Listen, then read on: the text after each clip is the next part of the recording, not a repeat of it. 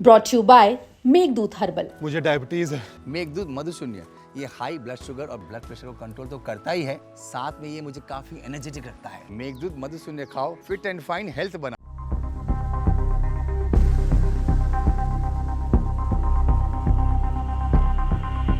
ये तस्वीरें जींद की हैं, जहां गुरुवार रात एक सरपंच की गोली मारकर हत्या कर दी गई।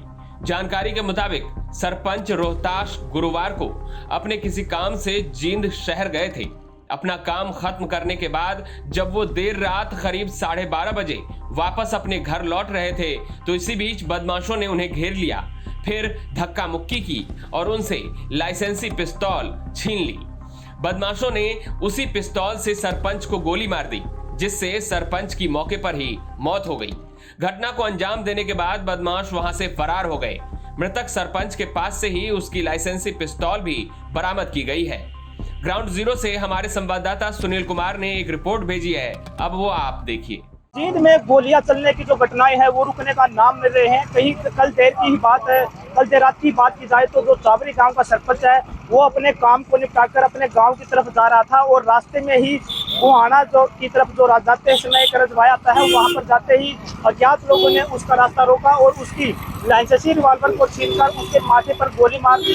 और मैं जिस तरीके से ये तस्वीरें दिखाना चाहूँगा कि जो ये आप पीछे बल्ब देख रहे हैं ये उसी जगह की घटना है जहाँ पर कल देर रात को अज्ञात लोगों ने सरपंच को मौत के घाट उतारने काम किया और घटना को अंजाम देकर जो आरोपी हैं वो फरार हो गए। और जो आपके पीछे ये रजवाया देख रहे हैं ये वही घटनाक्रम की जगह है जहाँ पर कल देर रात को आरोपियों ने इस घटना को अंजाम दिया था। लेकिन जिस तरीके से जींद में घटनाएं बढ़ रही हैं उससे कहीं ना कहीं जो कानून की व्यवस्थाओं की बात की तो उन पर सवाल उठ रहा है। हमारे साथ गाँव का ही चावरी गाँव का ही एक आमजन से बात करते हैं कि जो ये घटना घटी है उसके बारे में गांव में कैसी चर्चाएं चल रही हैं और क्या उस घटना के पीछे वो देखते हैं।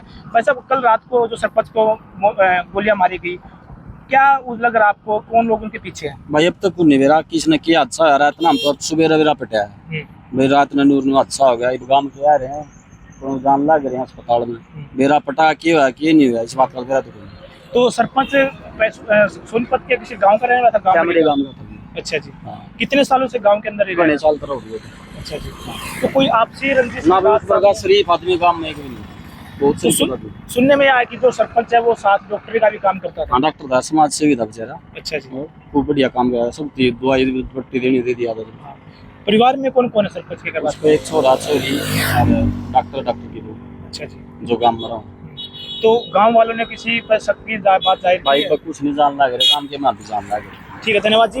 ये थे हमारे साथ गांव के जो चावरी गांव के जो लोग थे, उन्होंने बताया कि जो गांव का सरपंच था वो काफ़ी ही लोगों से मिलनसार था और किसी भी तरीके से किसी के साथ उसकी कोई दुश्मनी नहीं थी। लेकिन जिस तरीके से सरपंच को रात को यहाँ पर अज्ञात लोगों ने मौत के घाट उतारा है, गोलियां चलाकर, उससे कहीं ना कहीं पूरे जींद शहर में एक कानून व्यवस्था पर सवाल उठ रहे हैं। और कुछ दिन पहले की बात की जाए तो मुख्यमंत्री नायब सिंह सैनी के साथ पूरे हरियाणा के जिलों के जो पुलिस अधीक्षक हैं उनकी मीटिंग हुई थी और उसमें भी जींद पुलिस के एसपी है वो भी शामिल थे और कानून व्यवस्थाओं को लेकर जो आपराधिक घटनाएं घट रही हैं उन सभी पहलुओं पर बात भी की गई थी। लेकिन दोबारा फिर से जींद में गोलियां हैं वो रुकने का नाम नहीं ले रही हैं।